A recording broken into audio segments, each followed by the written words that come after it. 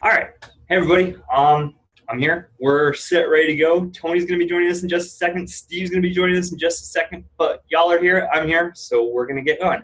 And my video camera's over here. My presentation screen's over here. So if it looks like I'm looking around like a crazy person, I kind of am. That's okay. If you have any questions for me, feel free to pop into the Zoom chat. You should be able to bring that up. You can also bring your mic on and jump in if you want, but I'd prefer you just pop it into the chat so you let me know when you have a question so that everybody's not talking at once. And yeah, I'm gonna give 2 invites to people and then we'll be all set. Just get my URL. Cool.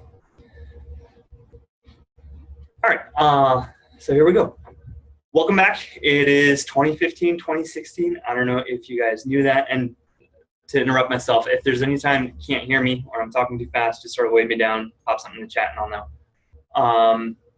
With that said, welcome back. 2016, 2017, another year, another STEM Plus Academy year in the making. I'm really excited. We have a bunch of new schools. We have a ton of returning schools, and things are getting more and more exciting because we're adding more and more every year. No exception to this year. So I just want to introduce you to everybody real quick. We'll probably come back to this because I'm the only one here for NEF right now. Steve and Tony will be joining us. You all know me, I'm Mush. This is what I look like if you haven't seen me before. I'm the STEM Plus Academy's operations manager this year, which is, I guess, just a fancy way of describing what I was doing last year. I'm based in Charlotte, North Carolina. I mentioned that at the beginning of the year last year, and everybody seemed to think I was just visiting. I really live here now, so I get nice weather all year long. I don't get Potsdam weather for 8 months of the year where it's negative degrees, so it's nice. My primary email is the one that I'm usually going to email you from. It's our Gmail account. So it's NEF Cyber Learning. That's our office number. It's really a Google Voice number. It rings all our phones, but it always rings my computer, so I'm always right here to answer your calls. My other email address is there. You've probably gotten 1 or 2 things from me at that address in the past. That's my other work number, so feel free to call me on either one of those, and I'll take your calls there. Tony, I think, has just joined us. Hi, Tony. There he is. Hey, folks. There he is. He is the STEM Plus Academy's National Director, joining us live from Potsdam, New York. His email address is right there, beatriceak@gmail. His phone number's on the screen. Steve Canning should be joining us shortly, too. He's our program specialist. This year, he's working on our contests specifically. He wears a bunch of different hats. He's primarily going to be involved with our STEM contests, and we'll talk more about that later. But he's the guy to go to for that. We're excited and lucky to be working with him. We also have a grad student and a work studies student, and I didn't put their info in because I didn't have it in time. They're the same guys as last year, but didn't manage it so they could talk. But their names are Joe and Tim. They're great workers too, and they'll be helping out with some of the behind-the-scenes stuff, some of the technical stuff online. We have a whole bunch of returning schools this year. There are, what is this? I counted yesterday. I forget the number though. 9, 10, 11, 12, 13, 14 schools that are back this year, which is great. It's great to see all you guys. A nice mix of SuccessMaker and more schools doing GradPoint, which is good to see because that's something that only a couple schools have done in the past. We do have 3 new schools so far. We might be adding to that list later on this year, but a warm welcome to Bel Air, Greater Johnstown, and San Juan Island as new STEM Plus Academies. Last year was a really good year. You can see for SuccessMaker especially, we had decent years the last 3 years, but last year especially was great. And you can see that it was everybody had a good year with math and reading. Our stats are looking pretty good. So there's all sorts of correlation between our numbers in SuccessMaker and our numbers on our state tests. And any information you can give to us to help us prove that and correlate it, aka state test scores, correlated with SuccessMaker scores, that'll just make things look better and better. And last year we did a little bit of a bonus for anybody who was able to provide us with those info or those numbers. I think we're going to try and do that again this year, but I'll send you emails about that if that's the case. So there's a bunch of new things this year, and a bunch of old things. I just want to tell you, couple of people have seen this list and said, wow, there's a lot that goes on in a STEM Plus Academy. And yeah, there is. There's 13 different things that we offer for STEM Plus Academies as of this year. And you can see the bold ones, number 7 and then 10 through 13. Those are the kind of the new ones. And everything else we've done before. Some schools have done more, some schools have done less. I don't know that anybody's done all of everything, but we do have a lot of schools doing a lot of it. Very little of this is going to be new, so I'm not going to spend a ton of time on any of these points unless you want me to. But I'm just going to review everything that's in there just so that you know what's available. And if you do have any ideas or questions, let me know, throw something in the chat or ask me at the end, and I can go more in depth. So the big part, the core, the Pearson licenses, SuccessMaker, GradPoint, that's kind of the core of the STEM Plus Academy, as Dr. Catan sees it. Automatically set up for you once you start your academy or once you go year to year. Everybody who's done this before should be all set. I don't think anybody had major changes in what you're expecting for your licenses or what you're expecting in your offerings. So if you do have any questions or something seems to not be working the way you thought it was gonna, or you haven't quite finished enrolling from last year to this year and you're not sure why, let me know. But this is the bread and the butter of the STEM Plus Academy program. To tie into those, we have the performance monitoring in the form of primarily our leaderboards for SuccessMaker. If you don't have them yet or you need new ones, feel free to hop onto our leaderboards page and order some new ones. We ship those out to you, and you can do whatever style, whatever sizes you want. And new academies that are going to be getting set up this year or that are getting set up this year, you've done some orders or you'll be working on that with your mentors to get that set up. The next bit, the stipends. Most everybody has seen these. You know, it's available for you based on how things go during the year. If you haven't sent us a W-9 and you can't get paid through your school, please just send us one so that we can pay you. Incentives, about the same as they were last year. You got to make a budget. It's a lot easier this year because we have a big list of everything that's definitely okay. So if it's definitely okay, just put it in your budget. As long as your total looks good, you'll be good. If you do want to do anything big, like a field trip, or you want to have a big celebratory field day bash at your school, just ask us about it. Usually it's fine. Just want to make sure that we don't go too many eggs in one basket sort of thing. You're going to get a Google Drive folder. I'll talk a little bit more about that later, but there's a budget template within your Drive folder, so you can use that to get started. Very similar to the one that you had last year. The list of incentives that are okay to go is also in your Google Drive folder. And the focus for your incentives, try to make sure that they're going towards students and not to the school. That we can make some exceptions. We can do stuff for school incentives instead of student incentives. Not the norm though, and you would need to sort of make a really good case as to why that should happen, because ultimately the program is for the students, so the students are the ones who should be benefiting from all of it, from the incentives, from the software, from the contests. The way we do the incentives is you purchase them, we reimburse you for it, so hang on to your receipts, whether that's you personally doing that or whether it's your school. Let me know if you need help getting that set up with your school. But we've not had a problem in the past, so there shouldn't be any problems getting things set up for the first time. We'll reimburse you up to the total amount that is in your incentives budget as agreed or as set in your agreement. If you go above that, can't really do that, again, unless there's an exception. You let us know ahead of time and you get the okay from us. Not usually the case. Most people are able to really get some really good incentives going for the kids within their existing budgets.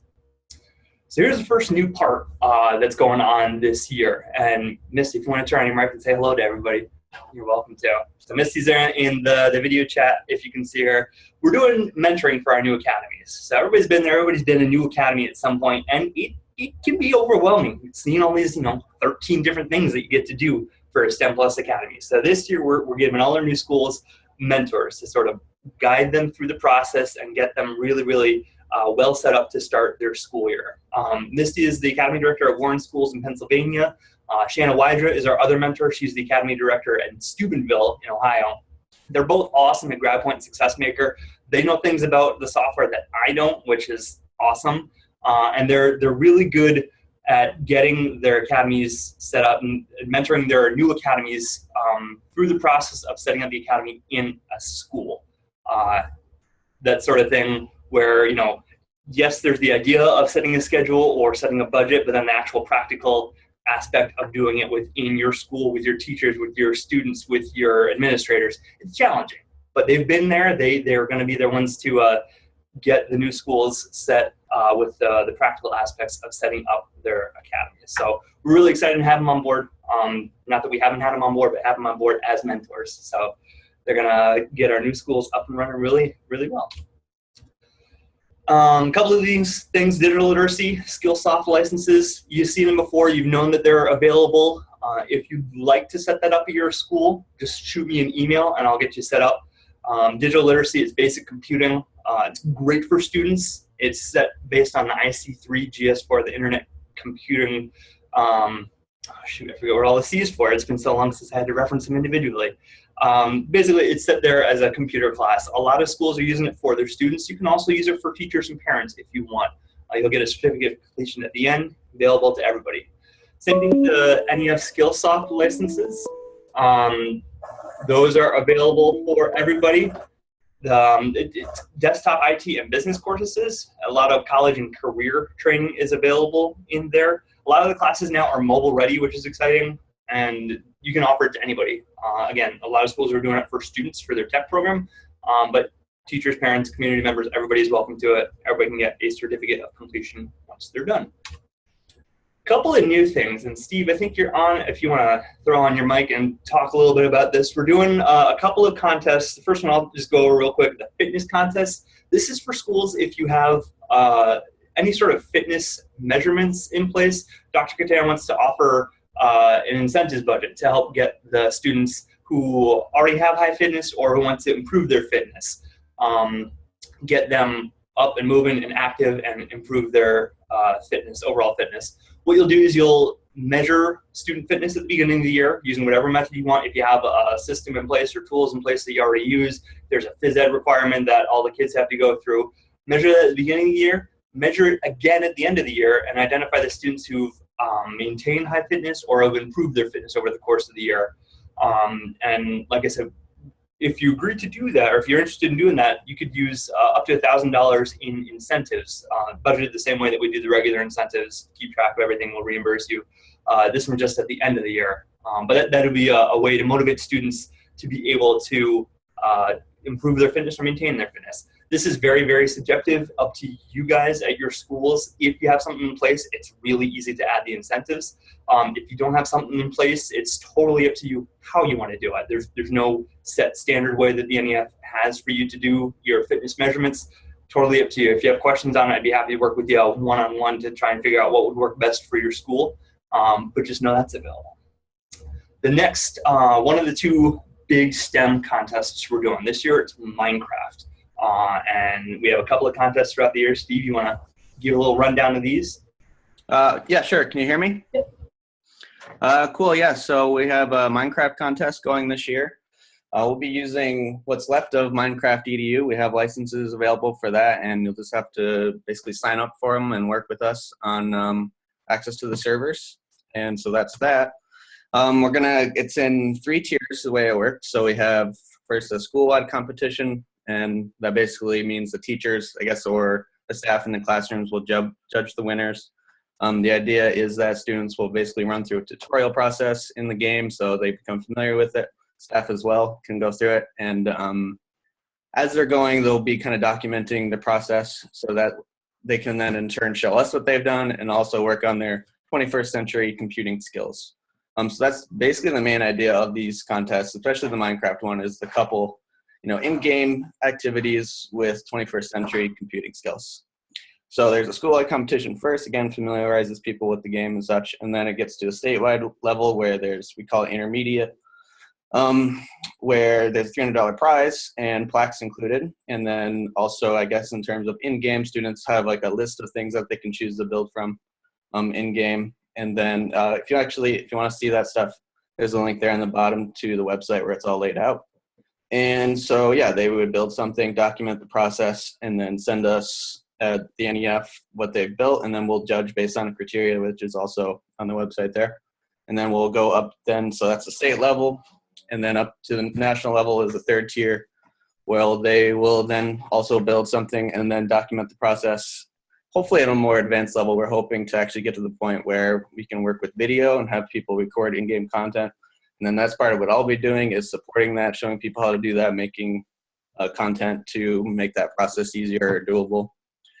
And then, then we'll have a national submission, a national contest, $3,000 prize, and plaques in the end, and hopefully some cool videos possibly. And we're pretty excited about it. And I'm actually working on it right now. And so that's the Minecraft contest. Again, check out the website, email me. And then that's that. And then we're working with, so MIT Library has this really cool system. They call it Scratch. It's using a coding language called Blockly. It's very simple. It's a visual coding language. Basically, anybody can learn it. The website's really well done in terms of tutorials and familiarizing one with the content. And so basically, it's the same sort of process with the 3 tiers, sort of getting more difficult as you go. From school-wide, where the teacher judges, statewide, and national, where the NEF will judge. Students will document their process. It's actually, you're working with the code to create animations, video games, I guess you could call them, all sorts of things. And that, I guess, makes it fairly easy for us to see it and, of course, practice those 21st century computing skills. And again, it'll all be laid out on the website. It's sort of in process still, but there's a nice outline there. And email me, too, if you're interested in getting involved. And the last part, thanks, Steve. The last part that we're doing this year is a STEM design software contest. It's actually, we're providing kind of guidance and mentorship to participate in the real world design challenge. Tony, I don't know if you'd mind speaking a little bit about it, because you've been more involved with it than I have. Sure. I just want to also comment on the Minecraft and the software design contest, that you aren't obligated to do all 3 tiers.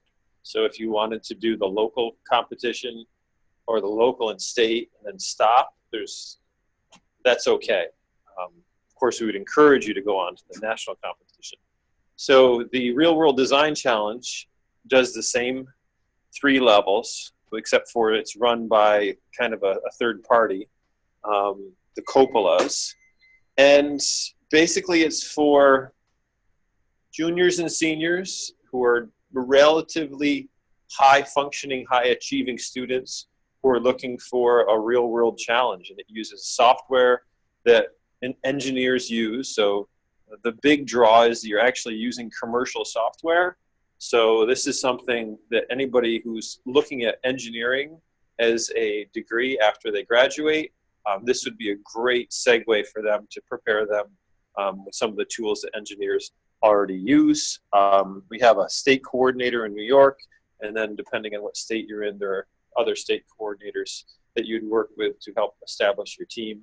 It's probably teams of 4 to 5. This is typically what it is, although it can be a little more, a little less. You can have multiple teams per school if you so choose. It's most often done as an after-school activity, although some schools have integrated it into some of their courses as well. So it's part of our a la carte options. It's probably not for everybody, but my guess is there's a few schools out there with a group of high functioning students at the upper junior, senior level who this would fit great with. So that's kind of the Real World Design Challenge in a nutshell. Hey, Tony, question for you on that one. Can you hear me? Yep. Okay. Our QSAB school feeds into our gifted school, and that would be a really cool activity for our gifted school, but they're a feeder from our QSAB school. Could they do this at the gifted school, or would that not be something they could do? You know what I mean? This competition is open beyond just NEF schools. Okay, that's what I was wondering. So, is that the same for the Scratch and the other? Yes. Okay. Well, the Scratch and the Minecraft competitions technically are for this year, as we introduce them, for QSAB and STEM Academy schools. Okay. Although we can be a little bit flexible with that.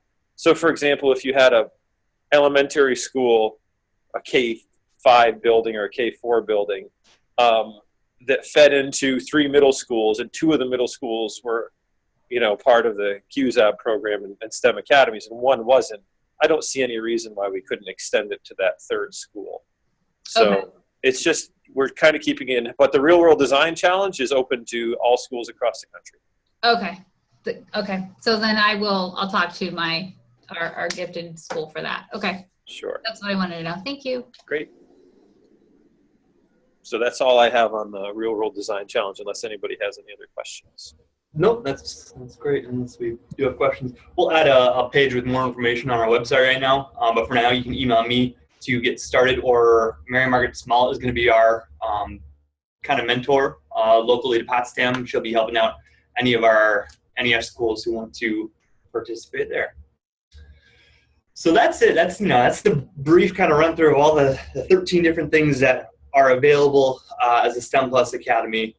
There's a lot in there. If there's anything that's piquing your interest or that you want to get going on that maybe you haven't done before or that you've done and want to pick back up or expand, let me know. Or if it's the Minecraft or Scratch contest, let Steve know, and we'll be happy to get you set up.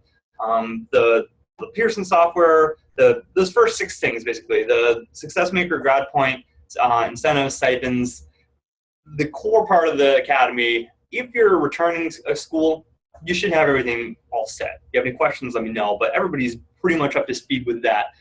So if you want to expand a little bit, if you want to do anything new, we're happy to help you get that set up. So getting this year going, what everybody should be doing right now, pretty straightforward. If you're a returning school, we're going to be doing the same sort of thing. If you're doing SuccessMaker, you got to finalize your student use schedule. If you haven't already, get the IP going. You got to wrap that up relatively quickly. The new SM8 and now SM9 that we're using, IP is pretty quick process, especially if you're returning from the year before. Still needs to get done. If you need anything with leaderboards, get those going too. Steve's been ordering those and sending those out for the last couple of weeks.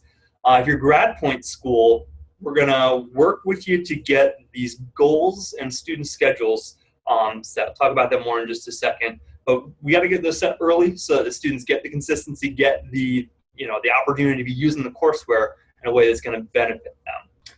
Everybody, whether you're SuccessMaker or GradPoint, get your incentives budgets going. If you can get those to me by the end of the month, that would be fantastic.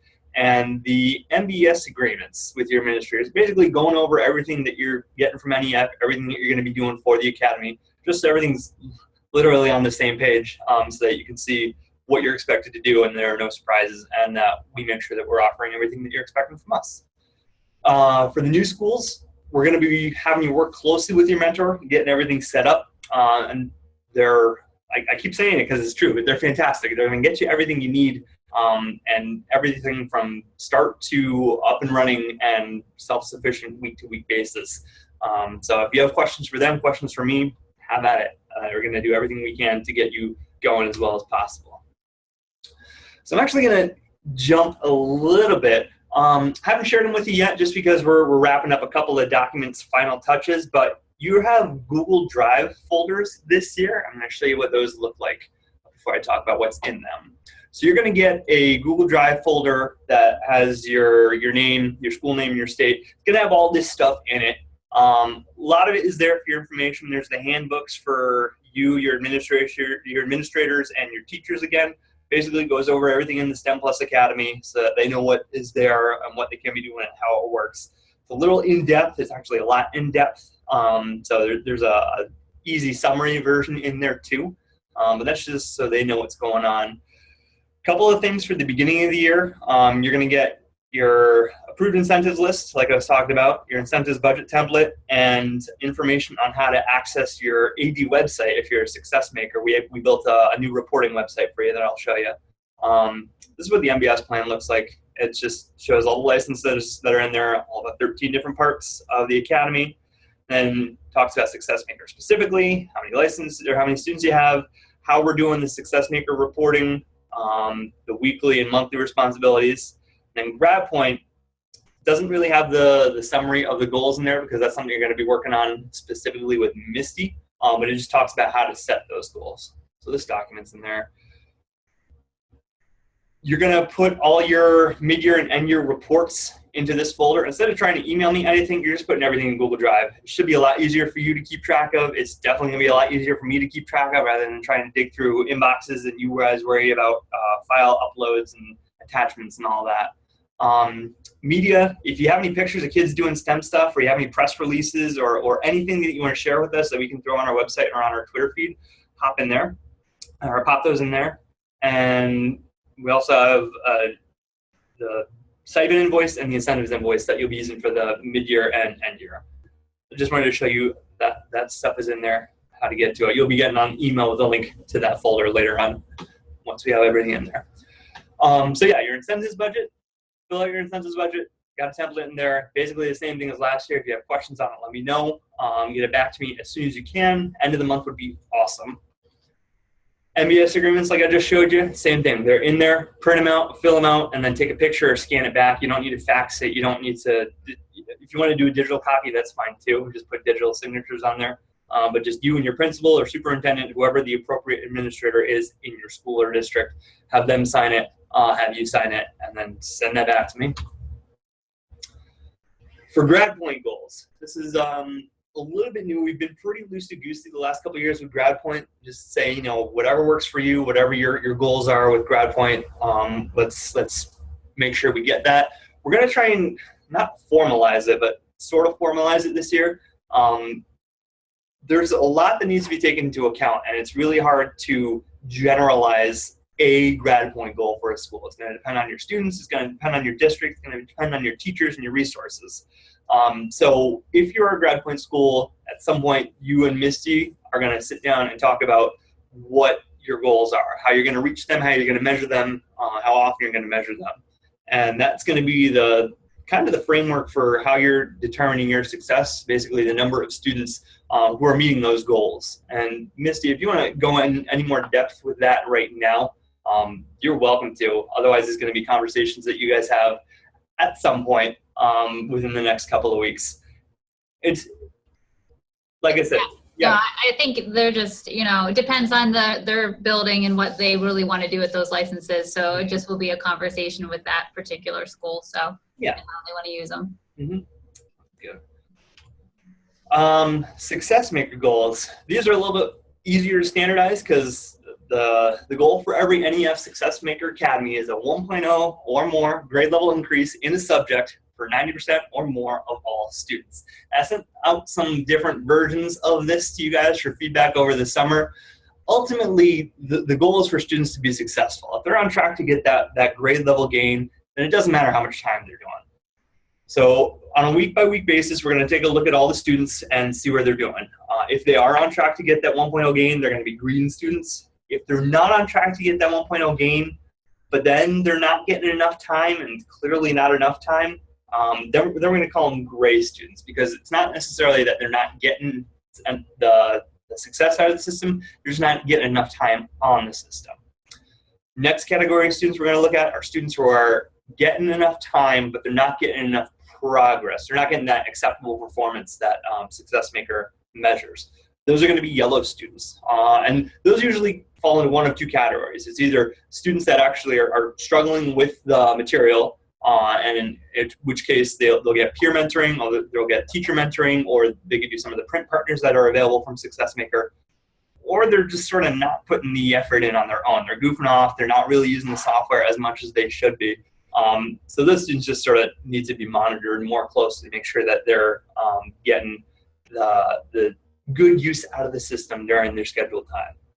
Finally, if there are students who are in the system, they're using it on a regular basis, they're using it enough, but they're not making good gain, then something's up. We need to work with those students, work with those teachers, see if we can figure out whether they need more time or they need more direct supervision. It's something that you and I will talk about during our weekly conversations to identify what's going on with those students and how we can best help them.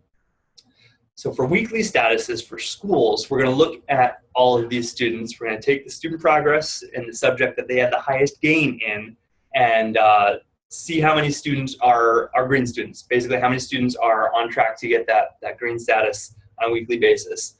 90% or more green students means the school has a green status. Between 75 and 90% means you have a yellow status. And if you have less than 75% green students, then it's a red status. On our Friday calls, we'll talk about the percentages, how everybody's doing as a whole. If you have yellow status or red status, we need to come up with a plan to try and bump that up to the next best, at least, status for the next week. If that does happen, then we're going to be able to set the previous week's status to a grade. A lot of this is detailed in the agreements in the MBS plan. I'm kind of deliberately going light on it so that we don't dig too deep into it right now. If you have questions on it, I'd be happy to go over it later on or one by one afterwards. So with all that said, the stipends this year are just going to be based on percentage of green weeks instead of trying to figure out average student gain and then prorating. It's just going to be based on number of green weeks. And then first half of the year, number of green weeks in the first half, second half of the year, number of green weeks in the second half. So that's SuccessMaker. You guys have a new SuccessMaker website. We worked with a group in Potsdam who made a website for tracking everything for SuccessMaker. I'm just going to show you the site, show you what it looks like. This is what it looks like. We have a couple of different things that you're going to be able to see. First thing you're going to be able to do, let's go bottom up, your contact info. Oh, I need to log back in. You can see your contact info. You can just fill it out right there. Most of it's already populated from last year, so that should be easy to do, just so we know how to get a hold of you. Next thing you're going to be able to look at are your deliverables, your reports, your budget, that sort of thing. You're going to be able to see everything that you need to get done at some point in the year, when it needs to get done by, and if it's done, you'll see that it's done, that it's submitted, or that it's not. This is still a relatively new site, so we're happy to hear any feedback you have on it, whether it's good, bad, helpful, or not. Once you actually get a chance to dig in there, that'll be cool for you to give us feedback so we know. This is also where you're going to get your regular weekly SuccessMaker reports. This school, this is just a demo school, doesn't have any reports in there, but you're going to be able to see your weekly reports. Instead of me having to email them to you, you having to download the PDFs, you're going to be able to log in first thing Friday morning and see it right there. It's really cool. I'm really excited for it. I'm excited to hear your feedback on it as well. To that end, the reports that we're going to be using, a couple of new ones. A lot of it's the same info as last year. Some of it's just got a visual refresh. But this summary report is going to give a really clear picture for you, your teachers, and your administrator, how the school is doing as a whole. This is just a little preview of it. You'll see it when you get the actual real one. But it'll show you the breakdown of the students, who's doing well, who needs more time, who needs more focus, and who needs more help. This will give you a preview of how you're going to do throughout the year. So, you know, it's one thing to see a number. It's another to see the actual graph of where students are going to wind up 30 weeks later.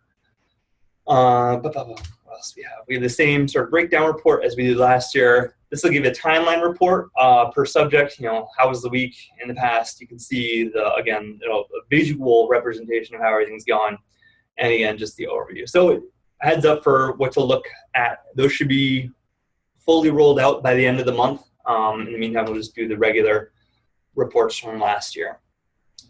Do want to remind you, everybody should have access to on-demand training. You can do your Pearson training anytime for yourself, for your teachers, for your whole school. You can do any of the on-demand video tutorials there. You can schedule live webinars for you and your teachers if there's any topics that you want to go over. A lot of times around November or December, it's great to do some advanced reporting webinars. And it has instructions for how to do everything you need to in SuccessMaker and GradPoint. If you haven't been there lately, log in and see what's there.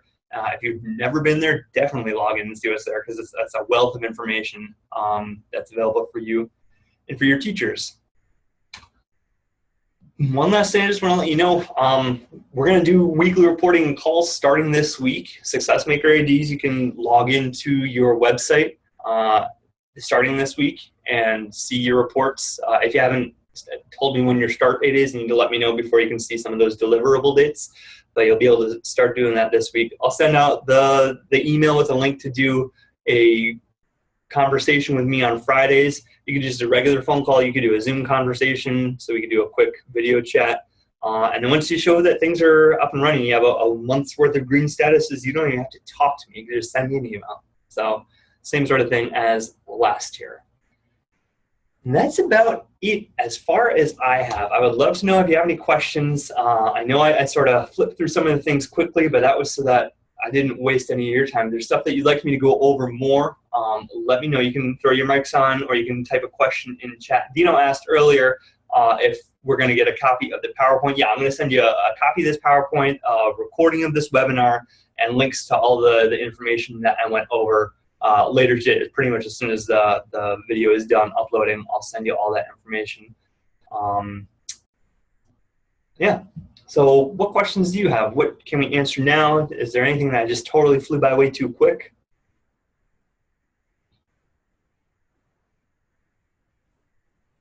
I'm not seeing anything right away. Everybody's just sort of looking like, whoa, that's okay. If you do have questions, I'm going to hang out here for a couple of minutes, or feel free to shoot me an email, send me a phone call. You got all my contact information up here. We're really excited for this year. Based on the things that you've helped us improve on over the last year specifically, but over the last 2 or 3 years, we're really excited for this year. Know that there's a lot going on, a lot that is available to you. We want to help you take advantage of as much of it as possible so that your students have as many opportunities as possible to use SuccessMaker and GradPoint and all the other licenses that we have. And I'm thinking it's going to be a great year, so I'm really looking forward to it. Yes, thank you, Joel. Joel wanted to know if anybody is feeling like the new SuccessMaker math is a little bit slower than last year. I guess today was the first day. They had a lot of frozen screens and quirks they didn't have. I know we did change from SM8 last year to SM9 this year, so I don't know if it's something that is different there. I know that the math is different because they got rid of Flash and they're using all HTML5 and JavaScript. So it might be the case that the way the computers are working with it is different, which is kind of ironic because they got rid of Flash because it's not good. It sounds like it might have been running a little bit better for your computer. So anybody using SuccessMaker Math notice any difference in performance on your computers this year? Let me know, or throw a message into chat if you find that's the case. Joel, if anybody lets me know after the fact, I'll shoot you a message and I'll ask our Pearson SuccessMaker expert if they've seen that too. If you guys do need to head out, please feel free to. Thank you so much for stopping by. Like I said, I'm going to hang out for a couple of minutes. Steve and Tony and I will be here to answer any questions or chat about whatever you want to. But thank you guys for taking the time to join us this afternoon or this morning for those of you who are joining us from more Western time zones or who are watching the recording. All right. Thank you guys very much. I think that's about it.